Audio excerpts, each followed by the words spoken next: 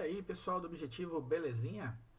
Estamos aqui novamente mais uma semana, né, para a gente poder conversar sobre a física, frente 2, tá? Módulo 11, beleza?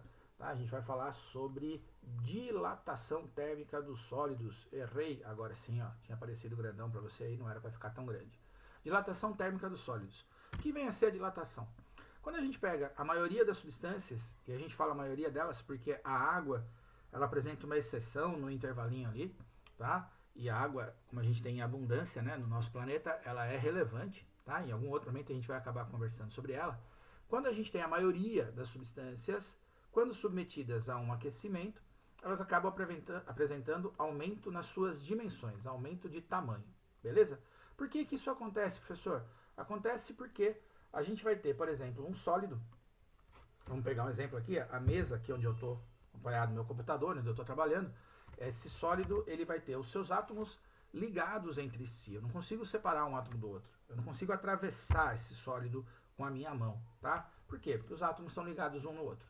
Essa ligação entre esses átomos não permite que eu atravesse um corpo entre eles, a não ser que eu quebre a mesa, claro, mas ela dá uma certa mobilidade para cada átomo vibrar, se movimentar.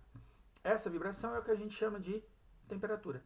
Quando a gente aumenta a temperatura, a gente aumenta o estado de vibração dessas partículas. Isso faz com que a distância entre esses átomos também aumente. E aí, se cada átomo se afasta do seu vizinho, o corpo como um todo tende a aumentar de tamanho. Ah, professor, então num dia de calor, essa mesa, sua escrivaninha onde você está trabalhando aí no seu quarto, ela vai ocupar o quarto inteiro porque ela vai crescer tanto assim? Claro que não. Esse crescimento é muito pequeno, mas em alguns casos ele é relevante. Tá? Quando a gente pensa, por exemplo, em trilho de trem, que o trilho ele é longo, ele é comprido, e se ele dilata, um vai pressionar o outro, e eu posso ter esse trilho entortando, você tem uma imagem disso na sua apostila. Isso é relevante quando a gente vai assentar piso ou azulejo, se você deixar um encostadinho no outro, tá? A hora que der um calor, que esquentar a temperatura, esse cara vai tender a pressionar um outro, pode ser que ele derrame. Isso é relevante quando você tem lá, você enche o tanque de combustível até a boca e deixa o seu carro no sol, pode ser que o combustível derrame. Então a gente tem situações interessantes para isso no nosso dia a dia e é claro, né, isso cai em vestibular, tá? Então a dilatação é isso, aumento de dimensões quando a gente aumenta a temperatura. Claro, se eu esfrio o cara, ele tende a diminuir de tamanho, beleza?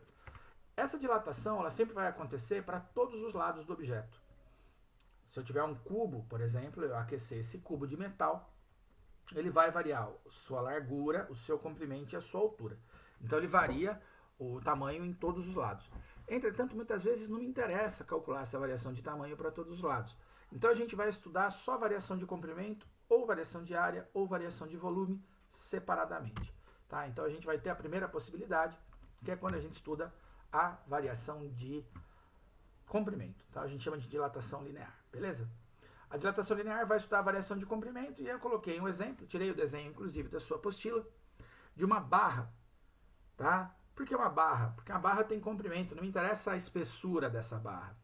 Aí, senhor, onde a gente vai estudar variações de comprimento? No caso do trilho, por exemplo, a gente estuda variações de comprimento.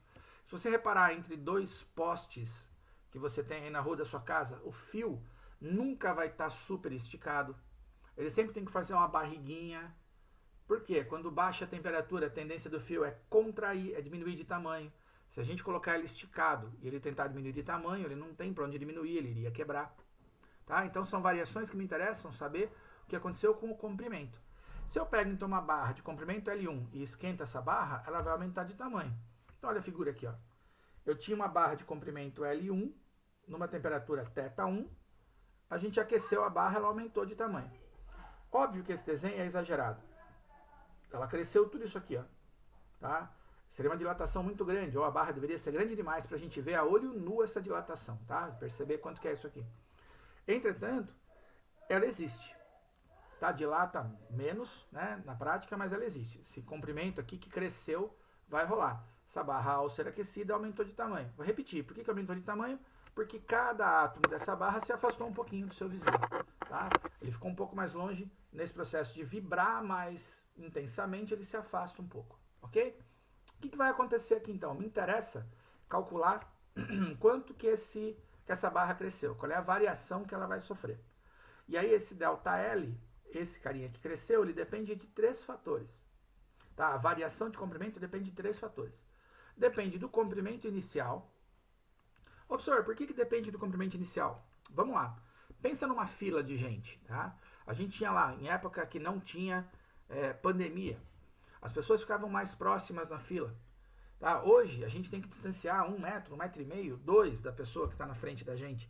Então, óbvio que as filas aumentaram de tamanho. Agora, imagina uma fila que inicialmente tinham 3 pessoas. E uma outra fila que tem 10 pessoas. E elas estavam todas juntas. Se eu tenho que distanciar 1,5 m da outra, cada pessoa distanciando 1,5 m da outra faz com que essas filas cresçam. Qual é a fila que vai crescer mais? A que tem 10 pessoas, porque eu tenho 10 pessoas que tem que se afastar 1,5 m da pessoa que está na frente e atrás dela. Ué, então a fila que tem mais pessoas cresce mais. Imagina que isso aqui é como se fosse uma fila de átomos. Eu tenho enfileiramento de átomos aqui, um átomo do lado do outro aqui. Se eu aqueço, cada átomo tem que se afastar. Se o meu comprimento inicial for maior, é como se fosse a fila que tem mais gente, que tem mais átomos. Então, maior comprimento gera maior crescimento da fila, gera maior dilatação. Então, por isso que o L aparece aqui. Comprimento inicial maior faz dilatar mais. Alfa é o coeficiente de dilatação linear. Sempre toma cuidado com a última palavrinha desse cara, tá? Ela tem que bater com o que a gente está estudando. Se eu estou estudando dilatação linear, de comprimento, aqui tem que ser linear. Isso é uma característica do material. Existem materiais que dilatam mais do que outros. Material que dilata bastante geralmente é metal. Tem alguns tipos de vidro que dilatam muito também. Esse vidro que dilata muito é bom? Não. Por exemplo, você pega um vidro que dilata bastante, você tira ele do forno e coloca em cima da pia, a parte de baixo desse vidro perde calor rapidamente para a pia e tende a contrair. Ao contrair, a parte onde está a comida que está quente não contrai, esse vidro quebra. Tá, isso aqui já aconteceu na casa da minha sogra uma vez, numa Páscoa, na Sexta-feira Santa, que a gente tava, sei lá, tinha bacalhoada, e ela foi tirar uma quantidade de líquido que tinha em excesso na bacalhoada, pôs na pia, trincou, perdeu todo o bacalhau, tá? Exatamente por isso. Uma parte dele dilatando muito, quando está submetida a calor, cresce, e a parte que perde calor, contrai. Uma parte cresce, a outra contrai, então é como se eu tivesse uma parte dos átomos indo para fora, a outra vindo para dentro, racha, quebra, tá? Então o coeficiente de dilatação tem a ver com o material. No caso, tem materiais de vidro mesmo que você pode tirar do forno, pôr na geladeira direto que não vai quebrar. Porque aí o coeficiente de dilatação linear ele é pequeno, ele é baixo. Se o coeficiente de dilatação linear é baixo, ele vai ter pequena variação de comprimento e aí não quebra. E o delta-θ é a variação de temperatura. Quanto mais eu aqueço, mais ele vai mudar de tamanho. Beleza? Se a dilatação for superficial, ela é muito parecida. Qual é a diferença na dilatação superficial? Eu estudo área. Nem vou pôr desenho, eu vou colocar a equação direto. O ΔS vai ser S vezes beta vezes Δθ. Por que S? De superfície. Aquele era L de linear. Então, ΔS é S1 vezes beta vezes Δθ. Compara com a equação anterior. Eu só troquei o S por L, tá? Se eu comparar com a outra. E aqui a beta ela era alfa, uma letra grega do mesmo jeito. Então, ΔS é a variação de área. Tá errado isso aqui, vou corrigir já. Pronto, ó. Nada como você poder fazer edição de vídeo, ó. Aqui estava escrito errado, né? Tava variação de comprimento. Eu tinha aproveitado do slide anterior para não ter que digitar tudo de novo. Copiei, colei e esqueci de trocar. Então, ΔS é a variação de área. O S é a nossa área inicial. E o beta é o coeficiente de dilatação superficial, tá? O coeficiente de dilatação superficial é para variações de área. Cuidado, lembra que eu te falei, ó. Se for superficial, eu preciso ter aqui superficial, que é o que a gente chama de beta. Muitas vezes ele me dá um exercício de variação de área e me informa não o beta, ele me informa o alfa, ele me dá o coeficiente de dilatação linear. Vai ter uma questão disso aqui. Se ele me der o alfa, o coeficiente de dilatação linear, eu chego no beta multiplicando o alfa por 2. A gente vai ter um exemplo disso. E o Δθ ainda é a nossa variação de temperatura. E eu poderia, aliás, aqui uma observação, toma cuidado, tá? A gente tende a errar isso. Se eu pego lá uma chapa metálica e faço um furo no meio, quando eu aqueço a chapa, o que acontece com o tamanho do furo? As pessoas ficam em dúvida. Tem gente que tem vontade de falar que o furo contrai, que o furo diminui de tamanho. Né? Que a chapa, ao aumentar, vai estrangular o furo. Não é isso que acontece. Por quê? Pensa, vamos supor que o furo fosse circular. Pensa na periferia, na borda, na volta do furo ali, com todos os átomos que estão ali, um do lado do outro. Se o furo diminuísse de tamanho, esses átomos iam se aproximar, gente. Tá? Ia ter um átomo mais próximo do outro. E quando a gente gera aquecimento, esses átomos vão se afastar um do outro. Para os átomos se afastarem um do outro, os átomos que estão na borda do furo têm que se afastar, ou seja, o tamanho do furo também aumenta. Então, quando eu tenho uma chapa metálica com um furo, e eu coloquei no centro, mas podia ser em qualquer lugar, quando você aquece, as dimensões da chapa, incluindo o furo, aumentam. Tá? Um furo também cresce quando eu aqueço uma chapa metálica onde ele está colocado. Belezinha? Dilatação volumétrica, ela vai estudar então variações de volume. Vai lá, por analogia, né, pensando na ideia, se é variação de volume, vai ser ΔV. Então, ΔV é V1 vezes gama, alfa, beta e gama, o que seria o A, B e C do alfabeto grego, tá? Vezes gama vezes Δθ. Então, o que mudou? De S ou de L para V e a letra grega que alterou. Essa letra grega é o coeficiente de variação de dilatação volumétrica. Tá? Então, lembra, volume tem que ser volumétrica. E se ele me der o alfa, eu multiplico por 3. Tá? Então, sempre cuidado com a última palavra dos coeficientes de dilatação, porque se precisar, a gente vai multiplicar. E o Δθ vai ser a variação de temperatura. Belezinha? Eu trouxe um exemplo aqui, tá? Antes da gente fazer os exercícios da sua apostila. Essa aula vai ficar um pouco longa, mas essa semana aqui a gente não vai ter plantão, né? Já que eu estou postando essa aula numa semana que tem um feriado em Campinas. E então estou pondo um exercício a mais. Se você tiver dúvida, se você entrar em contato comigo pelo Face, WhatsApp, que às vezes tem pessoas aí que tem meu número, ou pelo Instagram, e eu vou te respondendo durante a semana. Por que eu pus um exemplo? Para a gente discutir algumas coisas. Ele fala assim, um trilho de ferro possui 20 metros de comprimento e a temperatura de 5 graus Celsius. Então, eu fui lá e instalei esse trilho de 20 metros nessa temperatura. Calcule a variação de comprimento do trilho e o seu comprimento final quando ele é aquecido a 45. Tá? Então, num dia de verão, sol batendo nesse trilho, a temperatura dele talvez passe até de 45 graus. Dado alfa do ferro, coeficiente de dilatação linear do ferro, 1,2 vezes 10 elevado a menos 5 graus Celsius a menos 1. Se você não estudou dilatação ou estudou mais ou menos, você olha para esse grau Celsius a menos 1 e estranha. Fala, professor, o que é isso? Gente, grau Celsius a menos 1 significa dividido por grau Celsius. Por que o alfa tem essa unidade, dividido por grau Celsius? Porque quando eu multiplico pela temperatura, que é em grau Celsius com grau Celsius vai cortar. Então, o grau Celsius a menos 1 está aí só para ter ajuste dimensional. Tá? Ele é a unidade do alfa que vai cortar com o grau Celsius da temperatura. Tudo bem? Então, não se preocupa com ele. O número que a gente vai usar é o que eu tenho antes do grau Celsius a menos 1. 1,2 vezes 10 a menos 5. Quais são os dados do meu problema? Comprimento inicial é 20. Temperatura inicial é 5. Final é 45. Tá? Inicial era 5, final é 45. E eu quero saber duas coisas. Qual é o ΔL, quanto ele cresceu. E eu estou perguntando para você qual é o comprimento no final. Tá? Então vamos lá. ΔL é igual a L1 vezes alfa vezes Δθ. Para variações de comprimento eu uso essa expressão. E agora? Eu preciso saber quem é o Δθ. Tranquilo, Δθ sempre é final menos inicial. Tudo que tem delta em física é final menos inicial. Então 45 menos 5, 40 graus. Eu aqueci esse trilho em 40 graus. E eu quero saber quanto ele cresceu. Substitui os valores. A gente precisa tomar cuidado com as potências de 10. Tá? Essa matéria não é difícil, mas a gente se enrosca com as potenciazinhas de 10. Então, ΔL vai ser L1, que é 20, vezes 1,2 vezes 10 a menos 5, que é o alfa do ferro, vezes 40. Como que a gente faz essa conta? Esquece a potência de 10 por enquanto. Multiplico todo mundo que não é potência. 20 vezes 1,2 dá 24. 24 vezes 40 dá 960. 960 vezes 10 a menos 5 metros. Eu marquei ele aqui destacado, né? Tá em vermelho, negrito aqui, porque poderia ser essa resposta numa questão dissertativa, não tem problema nenhum. Ela não tá bonita, mas ela poderia estar escrita assim. Numa questão teste, ela poderia estar escrita de várias formas.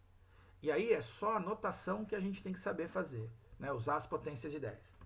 Então, 960 vezes 10 a menos 5 metros, se eu coloco em notação científica, o que é notação científica? Eu ponho a vírgula depois do primeiro número que vem da esquerda, que não é zero. Então, vindo pela esquerda, passou o 9, 9 não é zero, eu ponho a vírgula nele. Quando eu pus a vírgula entre o 9 e o 6, eu roubei duas casas aqui, ó. era 960, eu roubei duas casas. Então, eu tenho que somar 2 no meu expoente. Uma outra forma de pensar isso é que o 10 a menos 5, eu deveria pegar daqui e andar 5 casas para a esquerda. Para colocar a vírgula entre o 9 e o 6, eu andei 2. Se eu tinha que andar 5 para a esquerda e eu andei 2, estão faltando 3. Tá? Então, você tem que fazer essa brincadeirinha com as potências de 10. 9,6 vezes 10 a menos 3. Se fosse escrito em notação científica, a resposta de uma questão teste poderia estar assim. 9,6 vezes 10 a menos 3 metros. O 10 a menos 3 aqui, desculpem, a gente já conversou sobre esse cara, ele é um prefixo. Tá? Ele aparece na frente do metro, ele é um prefixo. 10 a menos 3 eu posso chamar de mili. Então 9,6 vezes 10 a menos 3 metros é 9,6 milímetros. Beleza? Tá? Ó, então esse trilho de 20 metros cresceu 9,6 milímetros. Quanto que é esse 9,6 milímetros? É quase 1 centímetro. 1 centímetro tem 10 milímetros de espessura, né, de comprimento. É quase 1 centímetro. Aí você falou, professor, 1 centímetro é muito ou pouco? Depende, num trilho de 20 metros, 1 centímetro é pouco. Agora, imagina que eu coloco 2 trilhos encostadinhos um no outro. Um cresce 1 centímetro, o outro cresce 1. Eu vou ter 2 centímetros de trilho que estão se empurrando aqui, ó. Vai chegar uma hora que ele vai entortar. Beleza? Então, eu poderia ter essas opções de resposta. Ainda assim, ó, eu poderia ter escrito, em vez de notação científica, ter escrito desse jeito. Andar uma casa mais para trás, daqui, ó, mais uma casa para trás. Então, era 0,96 vezes 10 a menos 2. O 10 a menos 2 é o centi do centímetro. Então, eu poderia ter isso na resposta, tá? Ou a gente poderia ter até isso aqui, ó. Que o ΔL é 0,00, tá? 0,0096. A partir daqui, eu andei mais 2 casas para trás, ó. 1, 2, tá? 0,0096. Beleza? Metros. Deu para entender? Tudo isso aqui, ó, que está em vermelho, destacado, em negrito, poderia ser a resposta do meu problema. Legal? Depende se a questão fosse teste. No caso da gente aqui, se eu sei que o ΔL é 0,096, eu quero saber agora qual é o comprimento final do meu trilho. O que é ΔL? ΔL é o quanto ele cresceu. Ele cresceu 9,6 milímetros. Qual é o comprimento final? Bom, seria 20 metros mais esse 9,6. Se eu tinha 20 metros e cresceu 9,6, é a soma dos dois. Só que eu não posso somar unidades diferentes. Não posso somar metro com milímetro. Ou eu somo metro com metro, ou eu somo milímetro com milímetro. A minha opção aqui foi somar metro com metro. Tá? Então você vai ver aqui, ó, L2 menos L1. O que é isso? É o ΔL. L2 menos L1 é igual a 0,0096. O L2, então, é o 0,096 mais L1. Pessoal, esquece a fórmula. Pensa comigo. Se o cara tinha L1 de tamanho e cresceu X, qual é o tamanho final? O que eu tinha no começo mais o que cresceu. É isso que está escrito aqui. O tamanho final é o que cresceu mais o valor que eu tinha no começo. Eu só cheguei nessa conclusão pela expressão do ΔL, mas a gente poderia direto pensar nisso. Meu L2 é 0,096 mais 20. Meu L2 é 20,0096. Por que eu fiz essa conta aqui, apesar do número ser chato? Porque tem uma segunda fórmula na sua apostila que eu não estou pondo, que é um L igual a L0, abre parênteses, vezes 1 mais alfa ΔT. Por que eu não estou pondo? Para calcular o comprimento final, é só eu calcular quanto variou e somar com o que eu já tinha. Tá? Então, acho que não vale a pena decorar uma fórmula nova. Tá? Então, cresceu 0,0096. Qual é o tamanho? Ué, 0,096 mais o 20 que eu já tinha. Belezinha? Questão da apostila agora. Caderno 3, página 19. Né, uma questão lá do Mackenzie. Ele fala assim, ó. Desertos são locais com temperaturas elevadas, extremamente áridos e de baixa umidade relativa do ar. O deserto do Saara, por exemplo, apresenta uma elevada amplitude térmica. Suas temperaturas podem ir de menos 10 graus Celsius até 50 graus Celsius ao longo de um único dia. Então a gente vai variar de menos 10 até 50, é bastante, né? Uma chapa de ferro cujo coeficiente de dilatação linear é igual a 1,2 vezes 10 a menos 5 graus Celsius a menos 1, é aquecida sendo submetida a uma variação de temperatura que representa a amplitude térmica do deserto, no exemplo dado anteriormente. Então ela vai variar de menos 10 a 50. Considerando-se sua área inicial igual a 5 metros quadrados, o aumento de sua área em metros quadrados é D. Primeira coisa, anotar os dados do problema. Temperatura inicial menos 10, temperatura final é 50. O que ele deu para a gente aqui, ó, é o coeficiente de dilatação linear do ferro. Quanto que vale o coeficiente de dilatação linear? É o alfa, que vale 1,2 vezes 10 a menos 5. E aí a área inicial, 5 metros quadrados, eu quero saber quanto a área cresceu. Beleza? Equação que eu vou usar, equação de área, uma variação de superfície. Delta S é S1 vezes beta vezes o delta θ. Pessoal, eu quero saber o delta S, eu preciso conhecer todos os outros. Você sabe a área? Sim, é 5. Você sabe o beta? Não. Gente, tem que tomar cuidado, essa matéria aqui, ela tem cheio de detalhezinho também, né? Ele me deu o coeficiente linear. Quando ele falou coeficiente linear, ele me deu o alfa. Eu preciso do beta. Eu consigo achar o beta? Sim. O beta é o dobro do alfa. Tá? O beta é 2 vezes o alfa. Da mesma forma, o gama é 3 vezes o alfa. Então, se ele me dá o alfa e a variação é diária, eu vou precisar multiplicar por 2.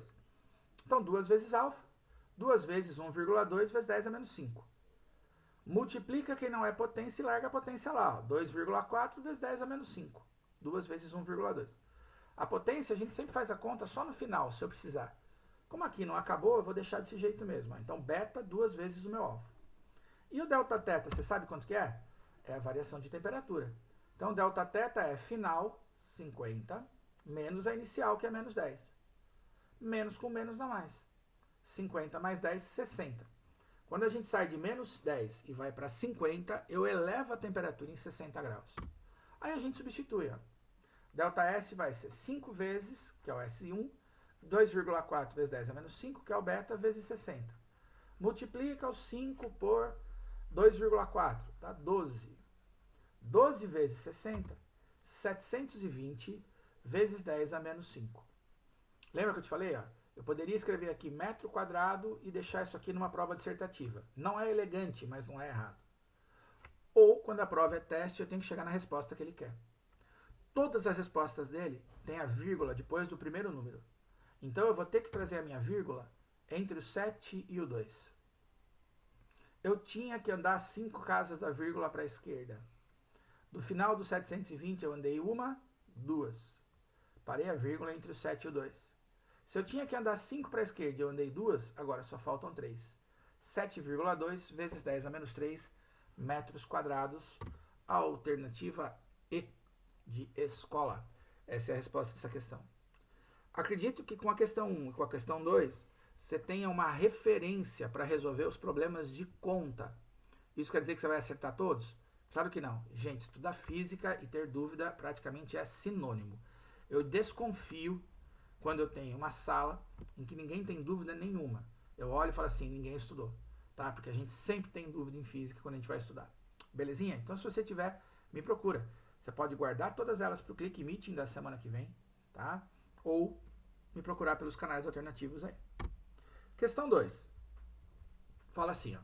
Brinquedo das antigas, o carrinho de rolimã, é o nome dado a um carrinho, geralmente construído de madeira, com um eixo móvel montado com rolamentos de aço, dispensados por mecânicas de automóveis, utilizado para controlar o carrinho enquanto este desce pela rampa. Ao construir, devemos encaixar firmemente os rolamentos no eixo cilíndrico de determinado metal, com diâmetro um pouco maior que o diâmetro interno do rolamento de aço. Então vamos entender. O rolamento, né, ele tem um buraco, um lugar, para você encaixar o eixo, que é menor do que o eixo. Então não caberia. Tá? O eixo não teria como encaixar no buraco do rolamento, porque o eixo é maior do que o rolamento. Beleza? O que ele faz então? Para esse procedimento, aquecemos ambos para o encaixe. E depois resfriamos. O que acontece quando você aquece os dois? O cilindro vai crescer. O eixo vai crescer. E o buraco do rolamento, onde vai encaixar, também cresce. Lembra? O buraco aumenta como se eu tivesse material, porque os átomos têm que se espalhar. Se eu aqueço os dois e aí encaixa, é porque o rolamento dilata mais do que o eixo. Tudo bem, gente? Ó, isso não é física, a gente está tendo que interpretar um problema. Se eu tenho um buraco onde eu quero encaixar um eixo e não cabe, se quando eu esquento os dois encaixa, é porque o buraco cresceu mais do que o eixo que eu quero colocar. Então, o que eu sei a respeito disso? Que o rolamento dilata mais. Então, ele deve ter um coeficiente de dilatação maior do que o do eixo. que é isso que ele vai perguntar para a gente. Para esse procedimento, aquecemos e depois você resfria. Quando você resfria, eles vão esfriar, aí o cara fica travado lá dentro. Quando ele esfria, lembre-se, esse buraco era menor que o do eixo, ele vai voltar para o seu tamanho natural, ele vai comprimir o eixo, o rolamento não vai sair mais. Sendo assim, o coeficiente de dilatação do metal utilizado em relação ao coeficiente de dilatação do aço deve ser: o metal é o eixo e o rolamento é de aço. Ó, o eixo tem que dilatar menos que o rolamento para que o encaixe seja possível. Os dois vão aumentar de tamanho, mas o eixo vai aumentar menos do que o rolamento. O rolamento tem que crescer mais para que o espaço do buraco tenha folga para encaixar o eixo. Se o rolamento vai dilatar mais, se o eixo dilata menos, é porque o alfa do metal, coeficiente de dilatação do metal, que é feito o eixo, tem que ser menor que o coeficiente de dilatação do rolamento, que é de aço. Tá? O eixo cresce em tamanho menos do que o aço quando eu aqueço. Assim, o buraco do rolamento fica maior e eu consigo encaixar. Alternativa D de Jack Johnson. Questões teóricas desse assunto, a análise delas talvez seja mais complicada que as de conta. Por quê? Porque a gente tem que pensar o que está acontecendo. Tá? Pensar na física por trás do negócio e o cotidiano. Vou na próxima. Questão do Enem. Essa questão é bem pentelha. Ele fala assim, ó, alguns materiais... Nossa, a fonte está piquitica para enxergar aqui, hein? São compostos de átomos... Bom, ele vai contar uma história triste para nós aqui, vai falar de temperatura, blá, blá, blá, blá, blá, blá. Tá? O texto ficou muito pequeno para eu conseguir enxergar. Se você ler o texto inteiro, você vai ser feliz. Tá? Ele fala assim para a gente. O deslocamento observado na distância média revela o fenômeno da... Eu vou ajudar você a interpretar esse gráfico, que tem a ver com uma coisa que eu falei em aula, apesar de eu estar com dificuldade de enxergar o texto, que o texto ficou piquitico, né? Tem texto demais para caber no slide, para a gente poder entender. Por exemplo, quando a temperatura é zero, a gente vai ter essa energia de ligação aqui.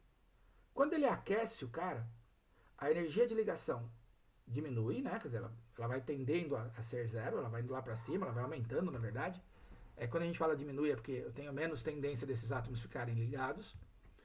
E eu vou deslocando esses pontos aqui, ó, para a direita, ó.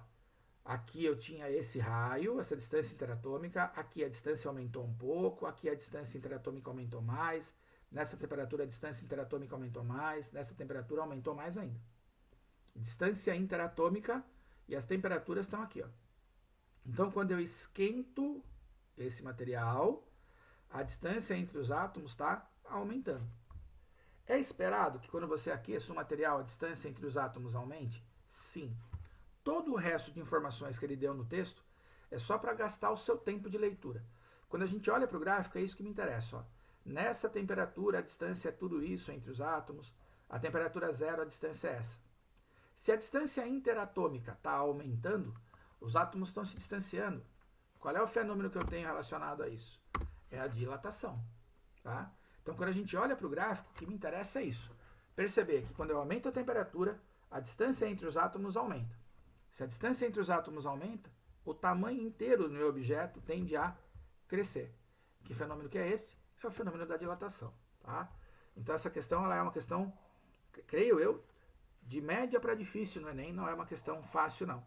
Tá? Porque ela traz muita informação, e eu tenho que filtrar o que me interessa, que são só esses pontinhos laranjas aqui. Ó.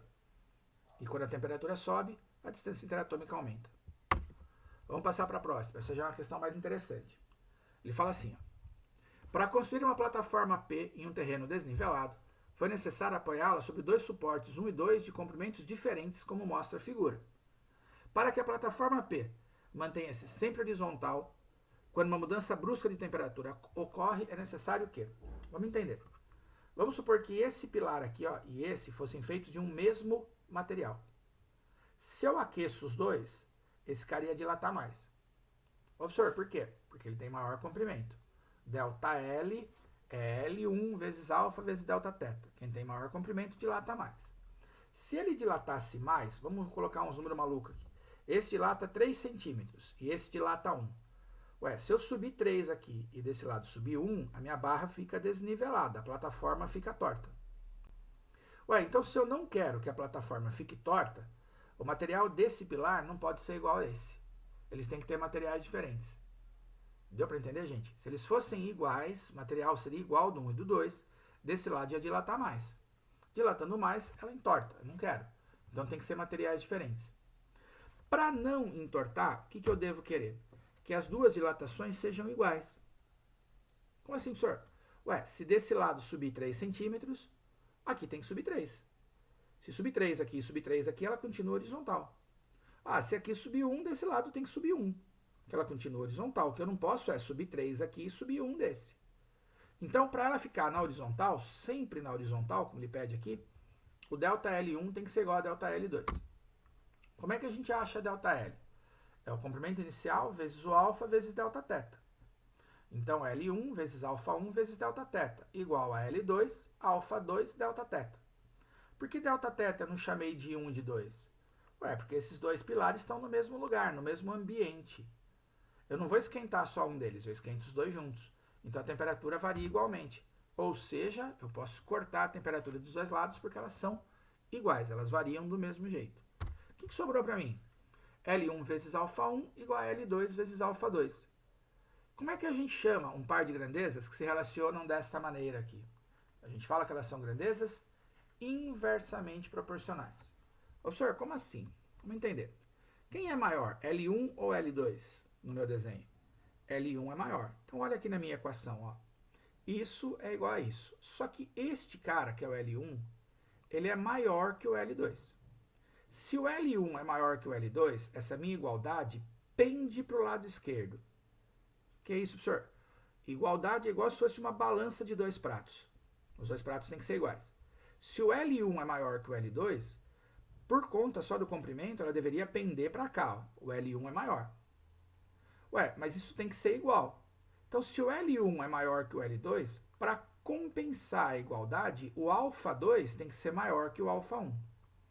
Ou seja, quem tem maior comprimento tem que ter menor coeficiente de dilatação. Quando um número é grande e o outro é pequeno, maior comprimento, menor coeficiente de dilatação, a gente diz que as grandezas são inversamente proporcionais. O comprimento da barra tem que ser inversamente proporcional ao seu coeficiente de dilatação. Quem tem maior comprimento, para não ter mudança na horizontalidade da barra, tem que ter o menor coeficiente. Inversamente proporcionais, a gente só vai achar esse termo na letra A. A razão entre os coeficientes de dilatação dos dois suportes será inversamente proporcional à razão entre seus comprimentos. Tá? Então, quem tem maior L tem que ter menor alfa e vice-versa. A alternativa A de amor. Belezinha? A última. Tranquilo, essa aqui é fácil. Ó. Um disco circular é recortado de uma chapa metálica homogênea de espessura desprezível que está inicialmente a uma temperatura θ0.